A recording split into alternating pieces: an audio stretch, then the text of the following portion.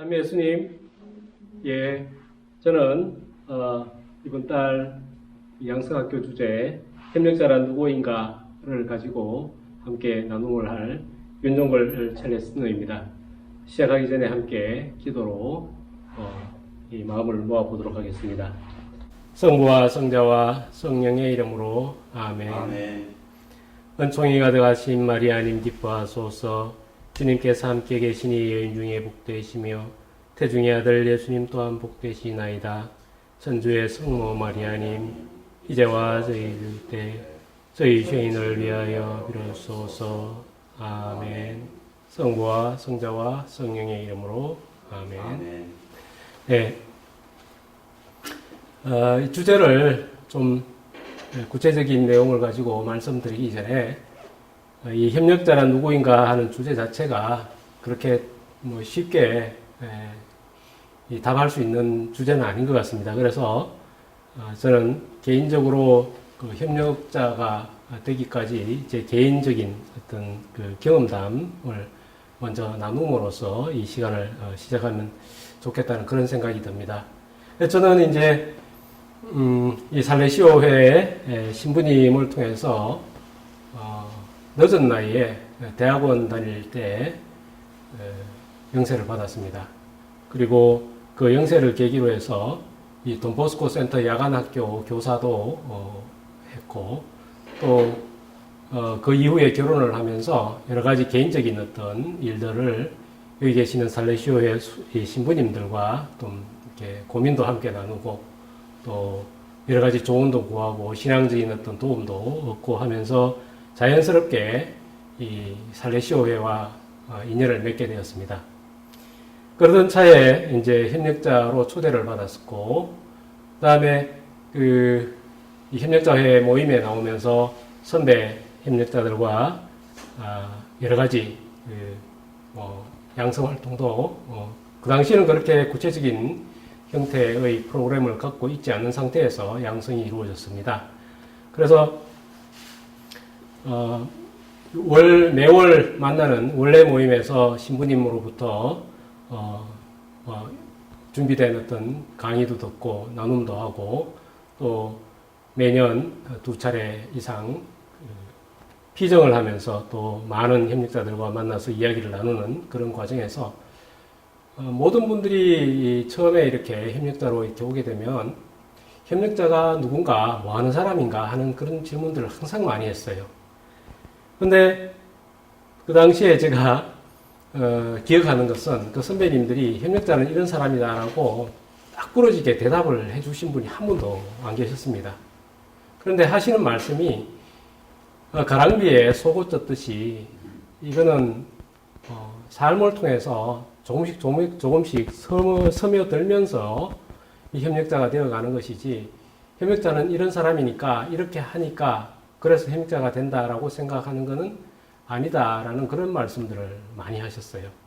하여튼 기억나는 그 말은 가랑비에 속옷 젖듯이 그렇게 점차적으로 익어가는 그 삶이 협력자의 삶이다. 그런 말씀들을 많이 하셨습니다. 그것처럼 그 협력자가 누구인가라는 이런 질문을 던졌을 때 협력자는 이런 사람이다 라고 한마디로 이야기할 수 있는 그런 성격은 아니라고 그렇게 생각하고 있고 그렇게 또 느끼고 있습니다. 그만큼 이 살레시오 협력자의 신은이라는 것은 하느님의 부르심을 듣고 또 거기에 응답을 하고 또 그 과정에서 이 자기의 의지로서 참된 살레시안이 되고자 하는 그런 노력들을 기울여야 하고 그 과정에서는 학습도 있고 또 신앙적으로 스스로를 변화시켜 나가려는 그런 노력들이 동반되어야 하는 그런 과정을 통해서 협력자가 된다. 이렇게 이제 말씀드릴 수가 있겠습니다. 그래서 협력자는 누구인가 하는 이런 주제에 대해 가지고 우리가 먼저 생각해 볼 때 협력자는 어떤 사람인가라는 질문은 적합한 질문이 아니고 오히려 협력자는 어떤 사람이 되고자 하는가 하는 질문으로 조금 바꾸어서 생각을 하면 좀 쉽게 접근할 수 있지 않을까 저는 이렇게 생각하면서 이번 양성학교 5월 주제를 다루어 보고자 합니다. 우선 협력자가 누구인가를 이야기하기 위해서 숲을 조망하는 관점에서, 큰 관점에서 살레시오 협력자의 신원에 대해서 한번 생각해 보기로 하겠습니다. 우선 협력자는 살레시안으로 우리가 이야기를 할 수 있습니다. 살레시안은 누구인가? 예. 한마디로 이야기하면 청소년을 낳는 어부. 보통 우리는 다미 아니마스 제테라 똘레라고 이야기하는 나에게 영혼을 달라. 그리고 나머지는 모두 가져가라. 라는 이런 이제 표로 표현되는 이 살레시오회의 이 표를 많이 언급을 합니다. 즉, 청소년의 영혼 구원을 위해 일하는 사람들이 살레시안이다. 살레시오 협력자는 살레시안입니다. 신혼에 관해서 이야기할 때 살레시안이라는 말만큼 중요한 말은 없다고 생각을 합니다. 그리고 이 살레시안은 다양한 구성원으로 되어 있습니다. 그 살레시안은 살레시오 가족 구성원 전체를 일컫는 말인데 살레시오 수도회와 수녀회, 그리고 우리 협력자회, 그리고 도우미신 마리아회, 카리타스 수녀회, 여러 가지 단체들이 전 세계적으로 수많은 단체들이 이 살레시오 가족에 포함이 되고 있고, 이 살레시오 가족은 이 청소년들의 영혼 구원을 위한, 다른 말로 이야기하면 청소년을 낳는 어부를 우리가 살레시안이라고 했을 때 그 어부가 가지고 있는 거물의 씨줄과 날줄이라고 이렇게 이야기를 합니다.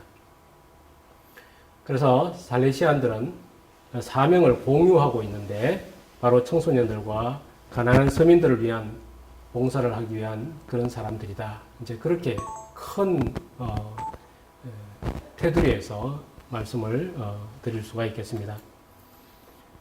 그리고 살레시아는 이 공동 사명 안에서 일치를 이루고 또 개인적으로 이 성화를 이루어 나가는 그런 삶을 살아 나가는데, 이 살레시안의 공동 사명은 아까 처음에 말씀드린 것처럼 청소년들의 영혼 구원을 위해 가지고 헌신하는 사람들, 그리고 특히 이 가난하고 소외된 도움이 필요한 청소년들을 우선적으로 대상을 삼고, 또 가난한 서민들을 위한 봉사에 헌신하는 사람들, 뭐 이렇게 크게 말씀드릴 수가 있겠습니다.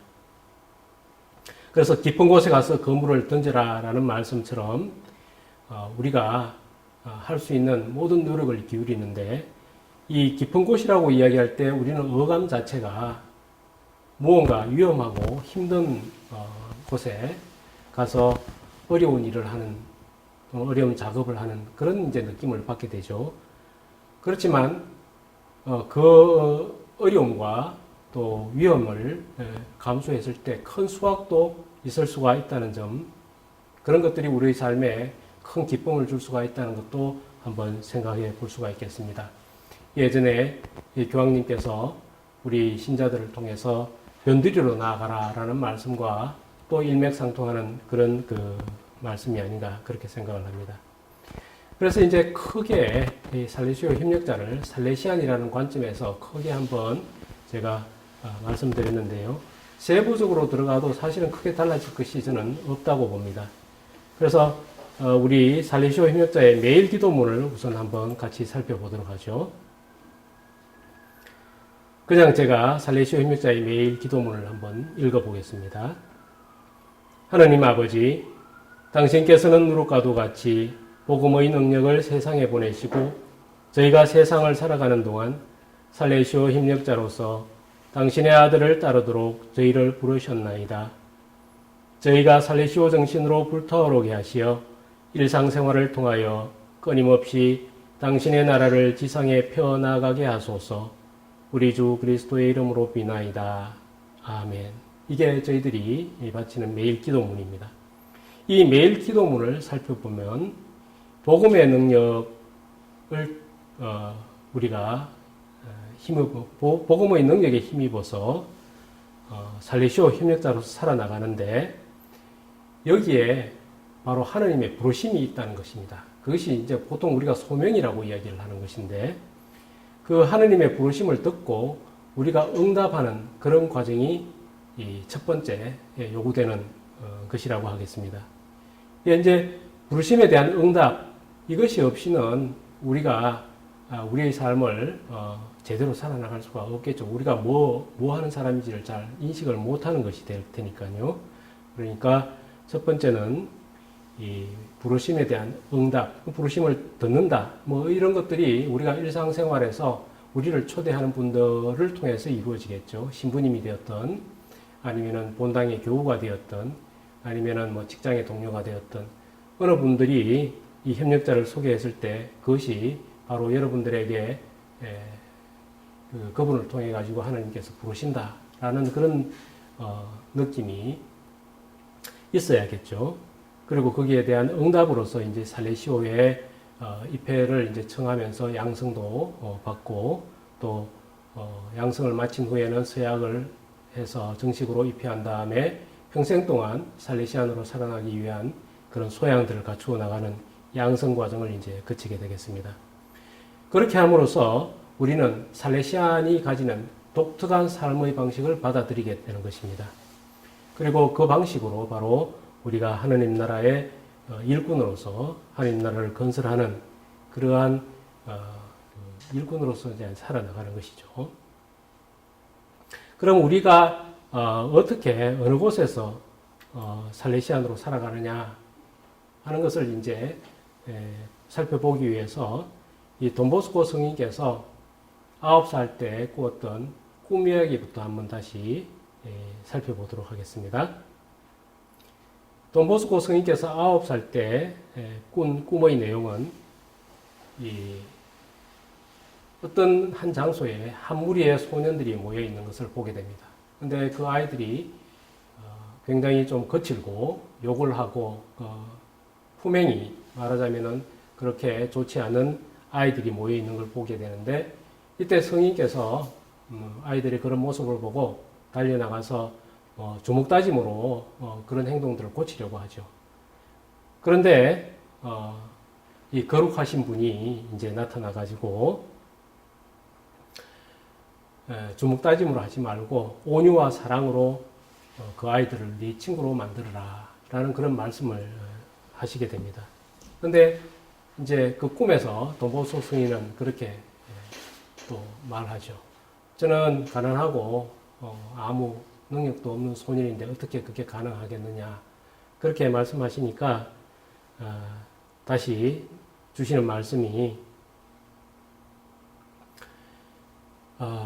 네가 그것을 불가능한 일을 가능하게 만들어야 되는데 바로 순명과 지식의 연마로 그것을 가능하게 해야 된다. 이제 그런 말씀을 주시고 또 스승을 이제 소개해 주시는데 성모님을 이제 스승님으로 이렇게 주시게 되죠. 그러면서 겸손하고 강인하고 굳건한 사람이 되라는 그런 꿈속에서의 말씀을 이제 듣게 됩니다. 이것이 이제 돈보스코 성인께서는 나중에 사제가 될 꿈인 것을 이제 그 당시는 뭐 이런저런 가족들과 다른 이야기도 나눈 내용이 이제 있는데 어쨌든 아마 사제가 되리라는 꿈이 아니었나 이렇게 성인께서는 생각하셨던 걸로 그렇게 이 책을 보면 나타납니다. 결국 이 젊은이들을 위한 꿈은 이 젊은이들 특히 위험에 빠져 있는 젊은이들을 착한 그리스도인, 정직한 시민이 되게끔 하는 그러한 어떤 사명을 하느님께서 돈보스코 성인께 주신 것이 아닌가 우리는 그렇게 생각하는 것이죠. 그래서 돈보스코 성인께서는 이 사제 서품을 받고 활동을 시작하실 때 그 소년원에 갇혀 있는 그 아이들의 모습들을 보게 되고 큰 충격을 받았다고 합니다.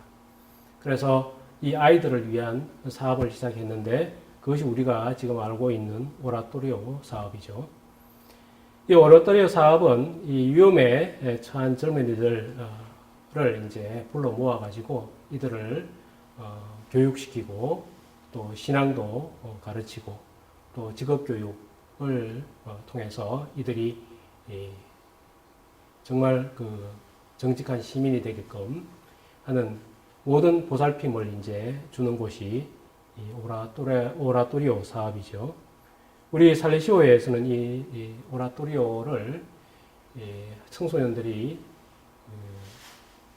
가정의 어떤 따뜻한 보살핌을 받도록 하는 가정이자 또 신앙을 기르는 본당이자 그리고 또 지식을 얻는 학교이자 그리고 삶의 기쁨을 함께 누리는 운동장이라고 표현을 하죠. 오라토리오를. 이 오라토리오 사업을 통해 가지고 이제 돈보스코 성인께서는 이제 청소년들의 영혼 구원을 위한 구체적인 사업을 시작하게 되는데 이 사업에 처음부터 이 돈보스코 성인을 돕는 분들이 많이 계셨어요. 물론 그 사제품을 받고 함께 사제 생활을 하시는 분들도 계셨고, 그다음에 그 평신도들도 있었고, 특히 이제 우리가 모범으로 삼고 있는 맘마 말가리타 이분들이 그 당시에 맨 처음에 돈보스코 성인을 도왔던 그 협력자라고 이야기할 수가 있겠습니다. 근데 이러한 사업들이 점점점 이제 규모가 커지면서 돈보스코 성인께서는 당신 혼자 또는 사제 몇 사람이 이 일을 할 수가 있는 것은 아니라고 느꼈던 것 같습니다. 그래서 이 사업을 함께 이어갈 광대한 이 협력망이 필요하다는 그런 생각을 하셨고, 여기에는 사제를 포함을 해서 수도자 그리고 평신도까지를 포함하는 그러한 광대한 조직망을 이제 생각을 하시고 그 조직망을 만들려고 했습니다. 그래서 처음에 이제 함께 했던 그 소년들을 이제 살레시오 회원으로 이제 키워 나가시는데, 그러면서 이제 살레시오 수도회를 창립을 하시게 됩니다.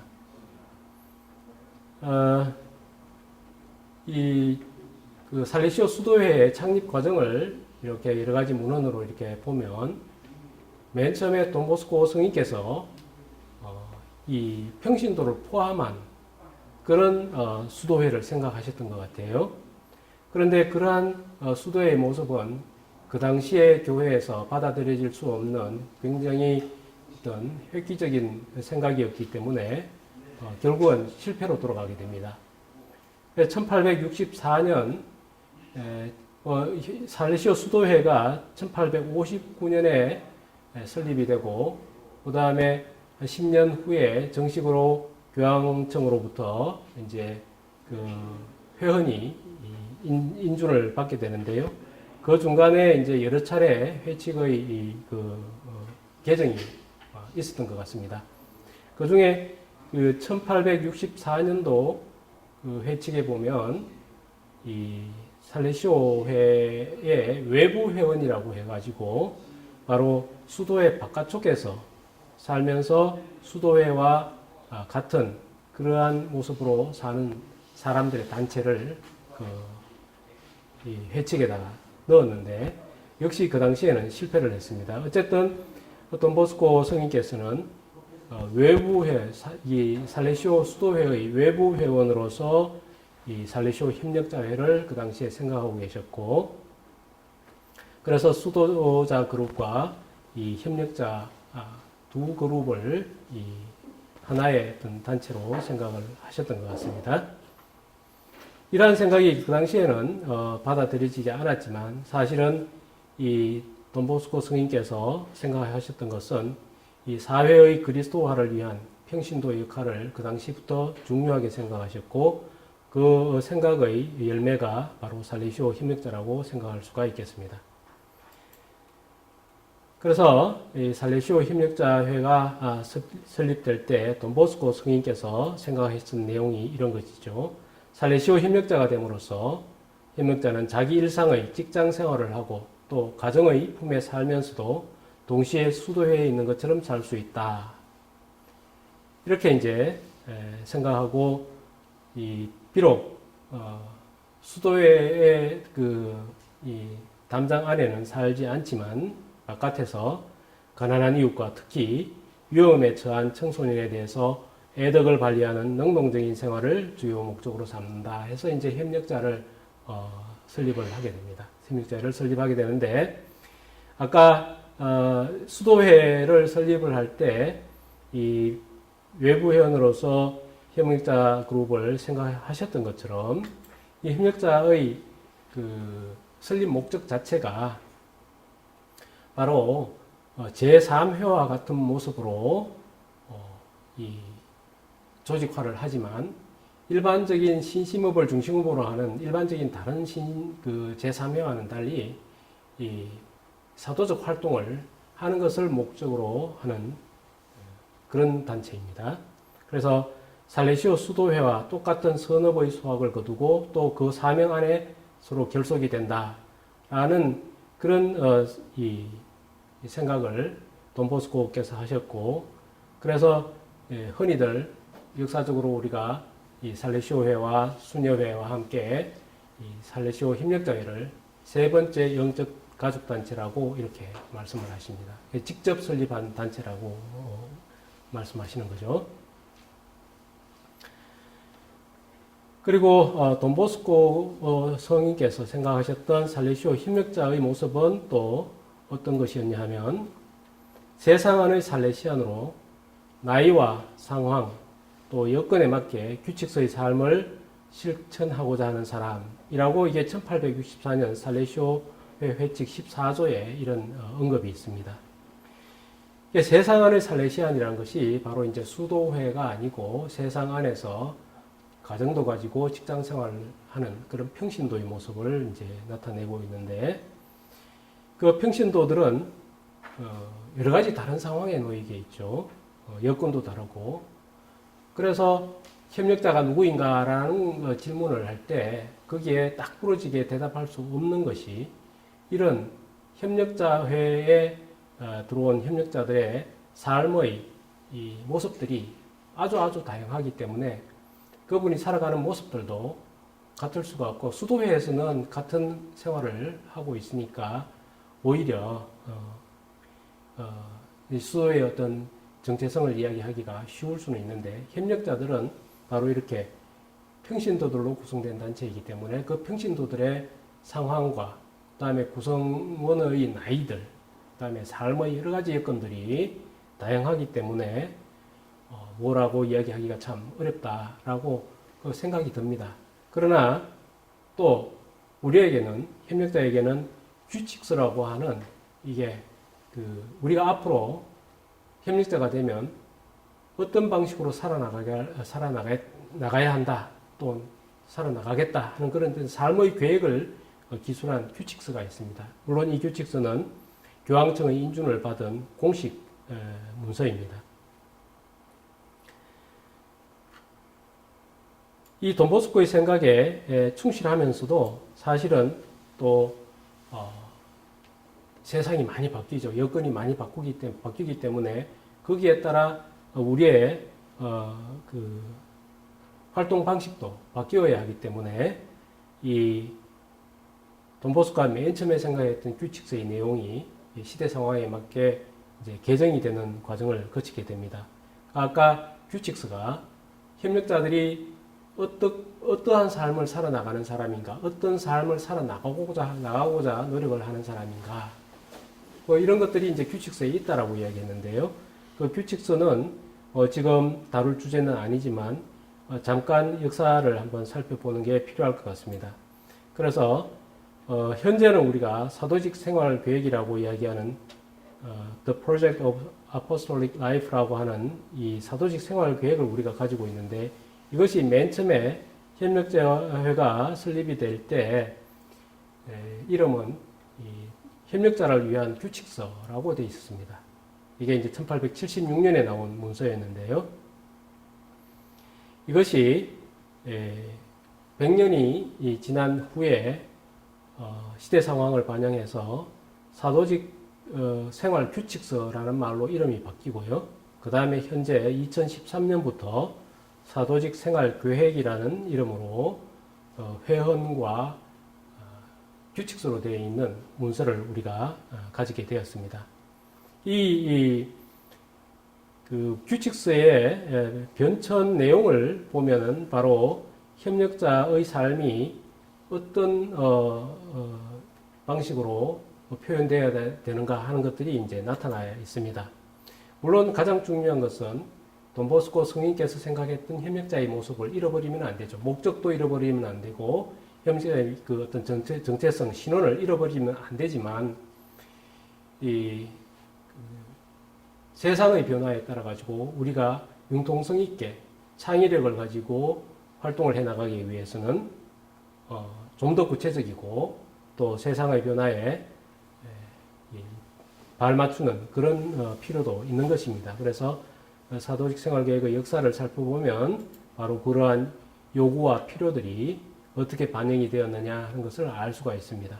그래서 맨 처음 1876년 협력자의 첫 번째 규칙서는 이 돈보스코께서 오라토리오 사업을 하면서 이 평신도들의 도움이 꼭 필요했었고 또 그 필요한 만큼 그 활동 자체가 상당히 사도적인 성격을 띠고 있었습니다. 그래서 협력자회의 사도적 성격을 이제 많이 강조하고 있는데 그 이후에 그 협력자회가 어떤 이유에서든지 원래 돈보스코 성인께서 생각하셨던 그런 모습에 충실하지 못했던 것 같아요. 물론 교회도 어느 정도 그러한 측면이 있었겠고요.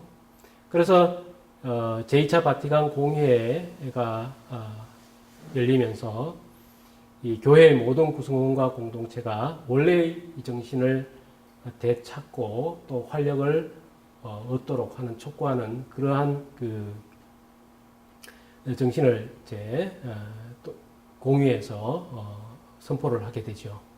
그러면서 즉시 이 사도직 생활계획의 개정 노력이 이제 시작이 됩니다. 그래서 1972년부터 협력자회의 그 사도직 성격을 회복하려는 노력이 이루어졌고, 그래서 협력자대회가 이제 1차, 2차에 걸쳐 열리고, 최종적으로 1986년에 사도직 생활규칙서가 탄생을 하게 됩니다.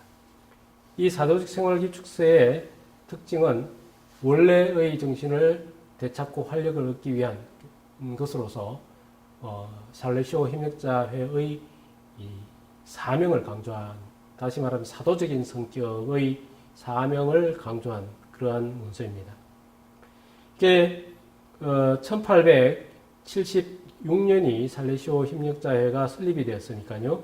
이 제1차 세계사 협력자대회는 바로 설립 100주년을 기념하는 협력자 대회가 되었습니다. 그리고 이 협력자회는 바로 바티칸 공의의 정신을 받아들여서 우리 협력자의 고유한 모습을 되찾으려는 그러한 노력이 이 사도직 생활규칙서 개정에 반영이 되었다고 볼 수가 있겠습니다. 그 이후에 2000년 새 천년기를 맞이하면서 또 이 우리 사도직 생활규칙서의 개정 필요성이 제기되었고, 그래서 2006년도에 제3차 세계 협력자대회가 열리고 여기에서 새로운 생활계획을 또 만들어 내려는 노력이 시작이 됩니다. 그래서 2007년도에 시험본 형태로 나와서 이게 이제 2013년도 6년간의 시험적인 적용을 거쳐서 약간의 수정 과정이 이제 2014년에 이루어져서 최종적으로 교황청 승인을 얻게 됩니다. 근데 여기에서 새로 개정된 사도직 생활계획은 그 이전의 사도직 생활규칙서와 약간의 차이를 보이게 있는데, 사명을 실천함에 있어가지고 카리스마적 신원을 강조한다. 그러니까 이 사도적 성격을 그대로 유지하는데, 우리가 일하는 데 있어가지고 가장 중요한 것은 바로 일하는 그 기본적인 정신. 그것이 이제 더 강조되었다라고 이제 이야기할 수가 있겠죠. 이 새로 개정된 생활계획에서는. 그래서 이 사도직 생활계획은 그 특징이 교회와 살레시오 가족 세상 안에서 사도적 삶을 증거한다라는 말로 이제 표현을 할 수가 있겠습니다. 이처럼 이 사도직 생활계획 안에는 이 협력자의 삶이 고스란히 담겨 있습니다.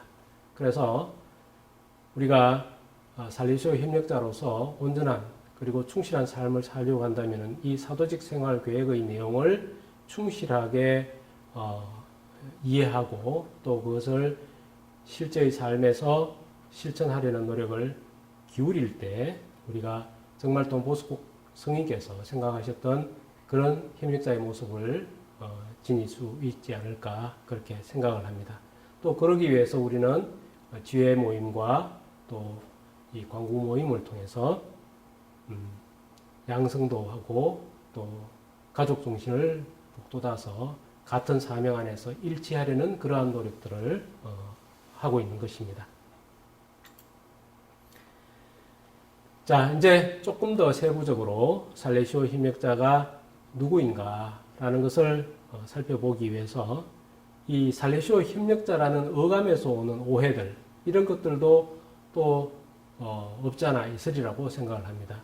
사실 또 돈보스코 성인께서 살레시오 협력자회를 설립하고 협력자를 모을 때 그 목적 안에 일부는 현실적인 어떤 도움의 필요성 이런 것들이 적혀 있었습니다. 그러니까 다시 말하면 소년원에서 나온 아이들을 보살피는데 많은 손길이 필요했었는데 거기에서는 협력자들의 봉사가 필요하기도 했었고 또 거기에 필요되는 재정적인 어떤 필요들 이런 것들을 충족하기 위해서 협력자들의 도움을 얻었기 때문에 목적 안에는 이 청소년들의 신앙교육이라든지 그 다음에 직업교육 그리고 여러 가지 필요들을 기술을 하는데 그 당시에는 이제 협력자의 모습이 뚜렷하지 않았기 때문에 그 주변의 사람들이 오해를 많이 했었어요, 사실은. 그래서 단순하게 그 살레시안들을 옆에서 도와주는 사람 정도로 생각을 하는 그런 오해가 없잖아 있었습니다. 그렇지만 돈보스코 스님께서 단언을 하시죠. 단순한 살레시안의 협력자가 아니다. 그러면서 이 신부님들과 그러한 그 협력자의 모습에 대해 가지고 많이 이야기하는 가운데 잠깐만요. 이렇게 제가 그 1884년 레미엔 신부님과의 그 대화 속에 이제 나오는 말인데요. 협력자들의 직접적인 목표는 살레시오 회원들을 보좌하는 것이 아니라 살레시오 회원들의 지도를 받아 교회의 주교님들에게 본당 신부님들에게 도움을 드리는 것 해가지고 이게 살레시오 협력자회가 이 살레시오 회원들을 단순하게 도와주는 사람이 아니다라고 분명하게 그렇게 말씀을 하신 것으로 이제 기록이 되어 있습니다. 오히려 우리가 회원을 가진 것처럼 교황청의 승인을 받은 그런 문서를 통해 가지고 살레시오 협력자의 삶을 규정하는 그런 그 문서가 있는 것처럼 우리는 협력자로 부르심을 받은 살레시안이다. 그래서 진정한 하나님의 협력자가 되려는 사람들이다. 이제 그렇게 큰 신원을 정의를 할 수가 있겠습니다. 세상 속에서 다시 말하면 수도원의 담장 바깥쪽에서 살면서 진정한 살레시오 회원이라고 여길 만한 자격을 지니도록 노력하면서 또 일상생활 안에서 헌신하는 삶을 사는 사람, 그것이 살레시오 협력자다. 이제 이렇게 말씀드릴 수가 있겠습니다. 그리고 협력자는 살레시안으로서의 그런 신원과 함께 또 사도적인 활동을 목적으로 하고 있죠. 그 사도적인 활동이라고 이야기하는 것은 역시 돈보스코 성인께서 협력자들을 모아서 오라토리오 사업을 할 때 맡겨주셨던 여러 가지 일들이 있습니다. 교리교사라든지 또 야간학교 교사, 그다음에 아이들이 운동장에 뛰어놀 때 항상 함께하는 그 임장지도, 임장지도라고 이야기하는 것이 아이들과 항상 함께 한다. 교육 현장에 항상 함께 현존하는 그런 어떤 모습을 보이는 지도자를 임장지도자라고 보통 이야기하죠. 그리고 소년은 출소를 한 소년들에게 일자리도 알선하고 또 제대로 잘 그 생활을 하고 있는지 계속 옆에서 동반하는 그런 역할들.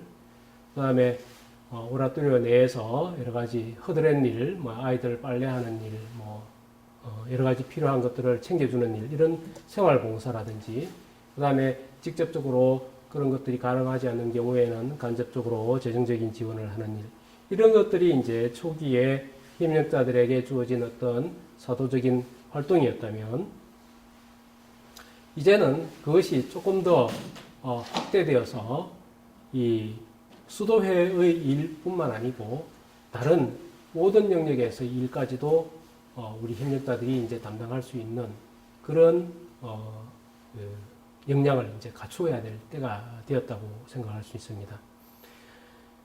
이런 그 협력자들의 도움으로 이 1888년 돈보스코 성인께서 이제 선종하실 무렵에 모란드 윗 교수, 신부님의 기록을 보면 겸손한 살레시오 수도회의 사도적 힘은 그 협력자들의 형제적인 도움 덕택에 갑절로 발휘되었다라고 기록을 하고 있습니다. 그처럼 돈보스코 성인의 생각도 수도회가 가지지 못한 필요하긴 하지만 가지지 못한 수단이 있을 것입니다. 그런 부족한 부분에 있어서도 일을 잘 해내기 위한 가장 효과적인 수단은 바로 살레시오 협력자의 도움이다. 그렇게 생각하셨고, 협력자의 도움 없이는 거둘 수 있는 수확이 매우 적거나 또 아무것도 없을 수 있다. 라고 하면서 협력자들의 어떤 도움이 그만큼 크다라고 이렇게 생각을 하셨습니다. 그러면서 1878년 5월 16일 토리노에서 이제 협력자들을 모아놓고 하신 말씀이 있는데, 여러분이 참으로 좋은 일을 하시기를 원하십니까? 질문하시면서 젊은이를 교육하십시오. 여러분이 무언가 거룩한 일을 하고 싶습니까? 여러분 젊은이를 교육하십시오. 여러분이 하나님의 일을 하고자 하십니까? 그렇다면 젊은이를 교육하십시오. 이런 말씀을 하셨어요. 마치 예수님이 베드로에게 내 양떼를 보살피라는 말씀을 3번 반복하시는 것처럼 젊은이를 교육하십시오 라는 말을 3번 반복을 하십니다. 그처럼 이제 우리 협력자들에게 주어진 사명, 물론 우리 살레시안 모두가 공동으로 가지고 있는 사명이 바로 이 젊은이들을 교육하고, 특히 가난하고 소외된 젊은이들, 위험에 노출되어 있는 그런 청소년들을 위해서 우리가 헌신할 수 있는 모든 수단과 방법을 다 사용해서 이들을 교육하는 것입니다.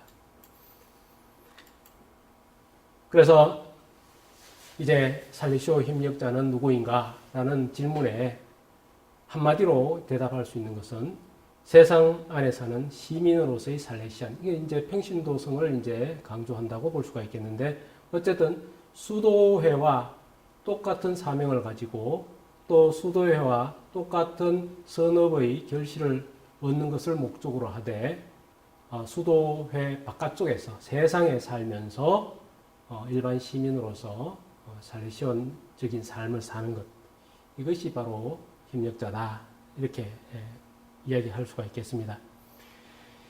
그래서 우리는 사도직 서약을 할 때 이 살레시안으로서 헌신적인 삶을 살기로 서약을 합니다.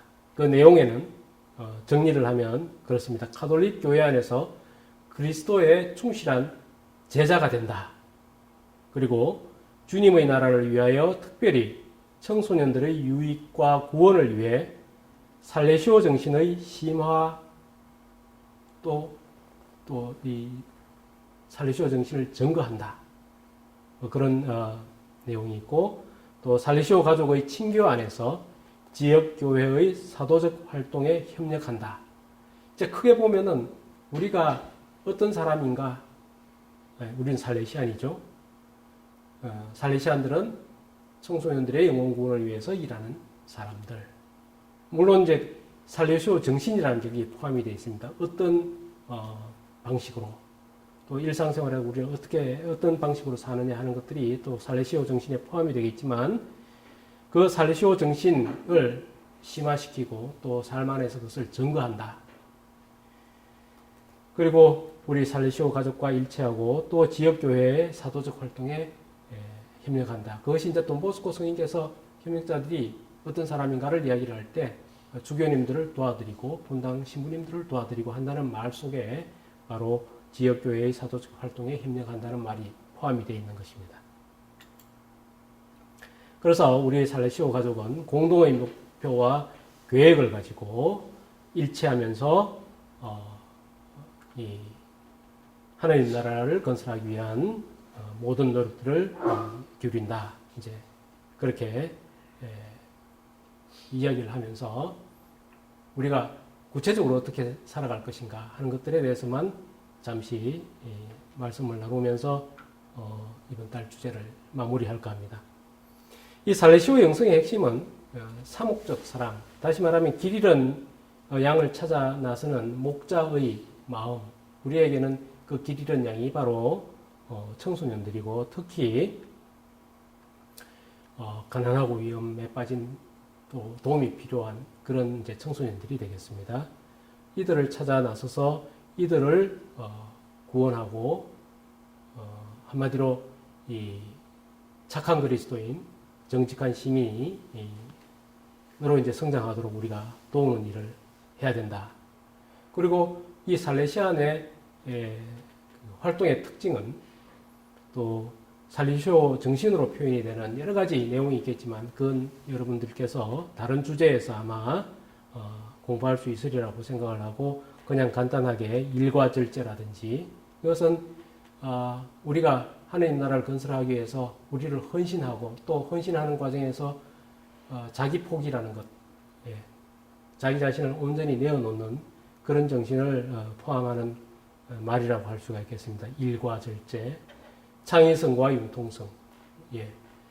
가끔 우리가 일을 하다 보면은 굉장히 큰 어려움에 부닥칠 수도 있고, 또 상황이 많이 바뀔 수도 있고, 그럴 때는 유연성 있게 융통성을 발휘해서 그런 일을 대처해서 잘 처리할 수 있게 하는 것이 필요합니다. 특히 이제 어디로 튈지 모르는 그런 청소년들과 일을 할 때는 더더욱이 그렇다고 이야기하겠죠. 그래서 창의성과 융통성, 그리고 성장과 일치를 지향한다. 우리가 한 가족으로서 청소년과 함께 우리도 함께 성장하고, 또 살레시오 가족 안에서 사명 안에 일치하는 것, 이런 것을 이제 지향을 한다. 그것이 바로 살레시안이 지향하는 공동의 목표이자 삶의 계획이라고 이야기하겠습니다.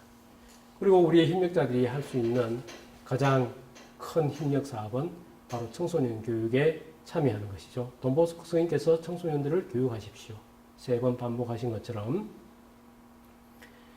살레시오 가족 안에서 가장 큰 협력 방식은 바로 청소년 교육이고, 우리는 이것을 예방교육이라고 일컫죠. 예방교육이라고 한 것은 단순하게 우리가 예방이라는 말을 들을 때는 요즘 코로나 이 감염병으로 인해 가지고 많은 고통을 겪고 있는데, 이 감염병에 있어서도 예방이라는 것이 굉장히 중요하지 않습니까?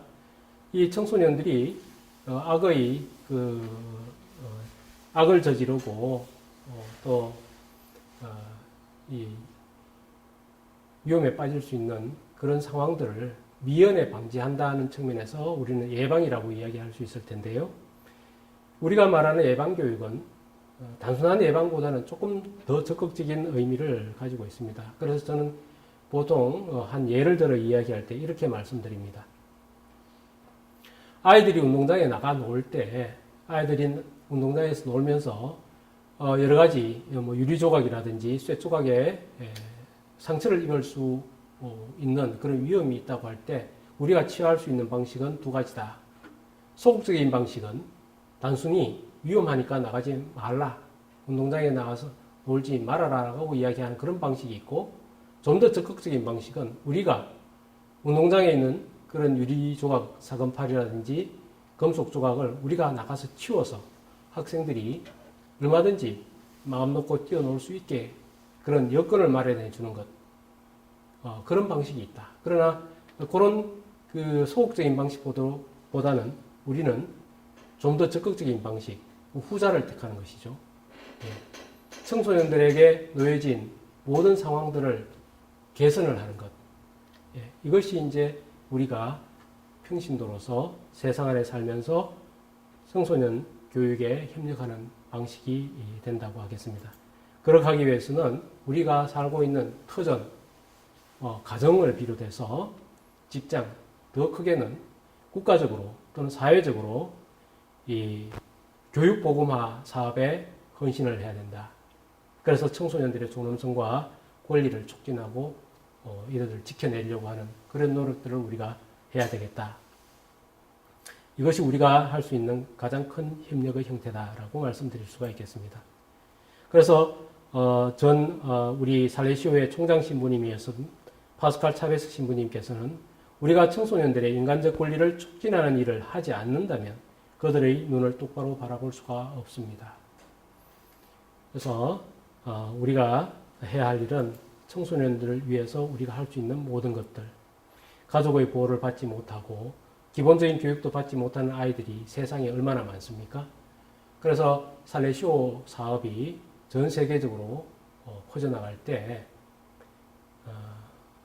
지금은 우리나라 여러 가지 상황이 예전보다 많이 좋아졌지만 또 우리나라 바깥으로 눈길을 돌리면은 열악한 상황에 있는 청소년들이 굉장히 많습니다. 거기에도 우리는 관심을 가지고 그들을 도울 수 있는 방법들을 이제 찾아 나서야 되겠습니다. 그리고 가깝게는 우리 협력자들이 가정을 꾸리고 있는 평신도들이 많기 때문에 이 가족의 역할에 대해 가지고 좀 깊이 생각을 하고 또 가정 사목에 헌신한 그런 것들도 우리가 직접적으로 할 수 있는 그런 영역이라고 생각할 수가 있겠습니다. 그래서 가정 사목은 청소년 사목을 더욱 효과적이고 지속적이게 만들고 따라서 우리 협력자들이 가지고 있는 결혼 성소에 바탕을 둔 가정의 소중함을 본당에서 우리 직접 가정에서 실천하는 것이 굉장히 중요하다고 하겠습니다. 특히 이제 요즘처럼 청소년들의 신앙이 굉장히 우리가 신앙을 청소년들에 전달한다는 것이 굉장히 어려워지고 있습니다. 그런 점에서 우리가 가정 안에서 가정교회를 꾸리고 또 신앙교육을 시작하는 것, 이것이 그 어느 때보다도 중요한 그런 시기라고 보여집니다. 그래서 프란치스코 교황님께서도 청소년들에게 신앙을 길러주고 기도하는 법을 가르칩시다라고 이렇게 강조를 하고 있습니다.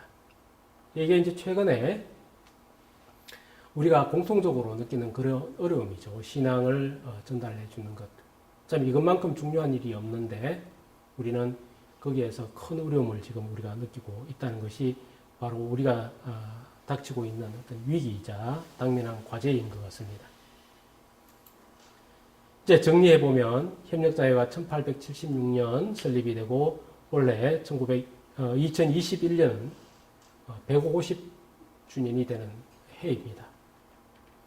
2013년에 개정된 사도직 생활교획, 여기에 우리는 누구인가라는 것에 대한 해답이 들어있습니다. 여기에는 인간으로서, 그리스도인으로서, 그래서 살레시안으로서의 협력자의 신원이 명확히 기술되어 있습니다.